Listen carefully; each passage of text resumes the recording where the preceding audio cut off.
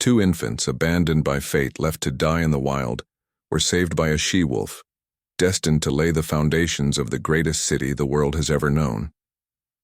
Was it myth, or could history be hiding the truth behind the legend of Romulus and Remus?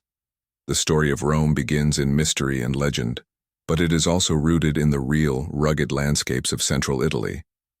On the hills above the Tiber River, small settlements arose, humble beginnings for what would become an empire that shaped the course of Western civilization. Over 2,700 years ago, central Italy was a mosaic of villages, tribes, and small kingdoms. The Latins, Sabines, and Etruscans lived in a land of hills, rivers, and forests, fertile enough for farming, but wild enough to challenge human survival. The Tiber River flowed like an artery through this rugged land, offering water, fertile soil, and a natural trade route. Archaeologists have uncovered early settlements on the Palatine, Capitoline, and Aventine Hills, dating back to 1000 BCE. These were small clusters of huts, surrounded by rudimentary walls, where families lived, farmed, and defended themselves. The region was not yet Rome. It was a patchwork of communities with overlapping territories and frequent skirmishes. Yet even in these early days, the foundations of urban life were taking shape: communal spaces, religious shrines, and the beginnings of social hierarchies that would define Roman society. The most famous account of Rome's founding comes from Livy and Plutarch. According to legend, Romulus and Remus were the sons of Rhea Silvia, a Vestal virgin, and Mars, the god of war. Their birth was politically dangerous. Rhea Silvia's uncle, Amulius, had seized the throne from their grandfather Numitor and feared the twins' claim to power, so he ordered them drowned in the Tiber. But fate intervened. The river spared the infants, carrying them safely to a riverbank where a she-wolf discovered them. She nourished and protected the twins until a shepherd, Faustulus, found them and raised them as his own. As they grew, Romulus and Remus displayed remarkable strength and cunning. They learned the ways of the people, trained in survival, and eventually led a revolt against Amulius, restoring their grandfather to the throne. Then came the fateful decision to found a city of their own. Disagreement erupted over which hill to build upon. Romulus chose the Palatine, Remus the Aventine.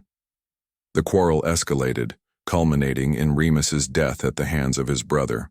Romulus became the sole founder, and Rome was named after him. While the story is legendary, historians approach it critically. The myth is rich in symbolism and likely inspired by real events. Wolves were revered by early Romans as a symbol of strength, cunning, and survival. The she-wolf may have been a metaphor, representing protection, nurturing, and resilience. Romulus killing Remus illustrates internal conflict and the harsh realities of leadership, reflecting the tumultuous politics of early city-states. Archaeological digs show settlements merging on the Palatine Hill around 750 BCE, suggesting the legend could dramatize the unification of villages into a single urban center. This blending of myth and history allowed Romans to create a shared identity, linking divine ancestry with civic duty, a narrative that justified Rome's destiny as a city favored by the gods. Before Rome, Italy was home to diverse peoples. The Etruscans were advanced in metalwork, engineering, and urban planning, influencing Roman religion, architecture, and social organization. The Latins and Sabines were primarily farmers and herders, laying the groundwork for early Roman social and political structures. Rivers and roads facilitated exchange of goods, ideas, and technologies. Rome's location was central, allowing it to absorb influences and become a hub of activity. The early Romans borrowed rituals, deities, and art from neighbors, merging them with local customs to create a unique culture. Religion was central. Mars, Jupiter, Vesta, and other gods guided decisions in farming, warfare, and governance. Life was humble but structured. Families were patriarchal, led by the paterfamilias, who controlled property, religion, and legal matters. Children learned farming, hunting, and martial skills. Early dwellings were simple huts, clustered around communal spaces. Food was mostly cereal, legumes, olives, and wine. Hunting supplemented diets with meat, while fishing from the Tiber provided protein. Community festivals, sacrifices, and rituals strengthened bonds and reinforced social hierarchy. Even in this early era, Rome's society valued discipline, loyalty, and civic duty, traits that would define the city's future greatness. Rome's location was no accident. The Palatine Hill overlooked fertile plains, rivers, and trade routes. Hills offered defense against invaders, while the Tiber enabled commerce. Scholars argue that geography helped Rome survive, consolidate, and eventually expand, a crucial factor behind the empire's rise. The early settlements may have been small, but their strategic position allowed them to dominate surrounding villages, unify the region, and eventually lay claim to central Italy. The Romans were deeply religious. Myths like Romulus and Remus served multiple purposes, suggesting divine endorsement, creating social cohesion, and providing political justification for leadership. Religious rituals accompanied every stage of life, from birth and marriage to war.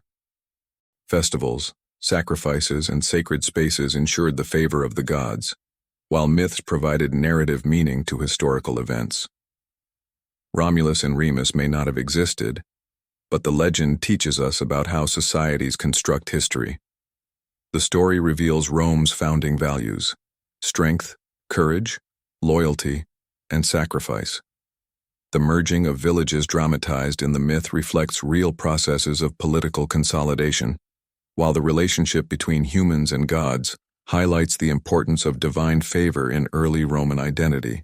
Excavations on the Palatine Hill reveal stone foundations and post holes dating to the Late Bronze Age, showing permanent settlement. Burial sites suggest social hierarchy and early religious practice, and pottery and tools link early Romans to surrounding Etruscan and Latin cultures. These findings indicate that while the story of twins raised by a wolf is myth, the rise of a settlement on the Palatine Hill is historical, giving substance to the legend. The story of Romulus and Remus is more than an origin tale. It is a mirror of human society. The struggle between the brothers shows how power and ambition shape societies. Early settlements merged, reflecting Rome's capacity to unify diverse communities. Myths shape identity, instill values, and legitimize authority.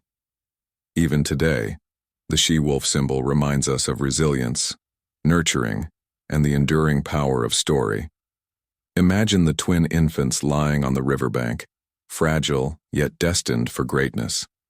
Picture the she-wolf, silent and vigilant, watching over them under the moonlight. Small huts on the Palatine Hill, smoke curling from hearths, farmers tending crops, and children playing in dusty streets. Early Romans performing ritual sacrifices, seeking favor from gods before battle.